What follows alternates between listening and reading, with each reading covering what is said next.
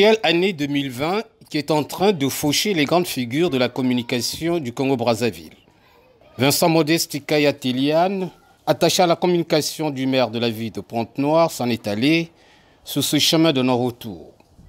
Il est décédé le 22 octobre dernier à l'hôpital de Luandili des suites d'une courte maladie. Dès l'annonce de son décès, une espèce de voile noir s'est recouverte sur l'ensemble des communicateurs du Congo. Intelligent, sobre, humble, travailleur inlassable, il s'est révélé être un bon communicateur tout le long de sa vie. Pour ses contemporains, c'est un grand chevalier du micro qui s'en est allé.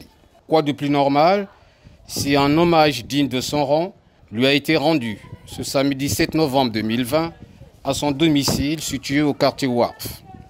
Un moment pathétique qui a permis aux parents, amis, connaissances, conseillers départementaux, membres du bureau exécutif du conseil municipal de se recueillir tour à tour devant la dépouille mortelle.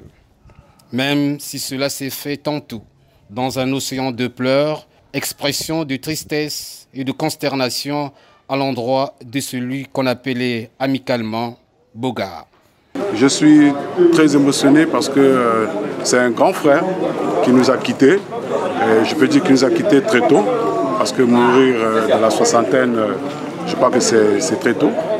Donc c'est quelqu'un que j'ai vraiment côtoyé, je peux le dire, parce qu'on était voisins dans nos bureaux. Toutefois qu'il avait des petits problèmes, ou moi lorsque j'avais des petits problèmes sur le plan administratif, je ne manquais pas d'aller le voir, toquer à sa porte, demander conseil. Donc pour nous c'est une perte énorme que de perdre un tel monsieur sur le plan intellectuel et sur le plan administratif. Vincent Modeste Tiliane Tikaya aura été un modèle de sa génération, tant il est vrai qu'il a su se tisser un bon parcours scolaire sanctionné par l'obtention du CEP, du BPC et du bac série D, option sciences naturelles. Nanti de ce bagage intellectuel, il embrassa la carrière d'enseignant. Puis, très vite, il se découvre la vocation de grand communicateur et devient attaché à la communication pendant 26 ans, de Jean-Pierre Tister Tikaya à Jean-François Kando, en passant par François-Luc Makosso, Jean-Christian Akondo et Roland Boutu-Viedo. C'est finalement ce 7 novembre 2020 et qu'il a été inhumé au cimetière familial de Mingo. Rappelé à Dieu à 65 ans, il laisse une veuve et plusieurs enfants.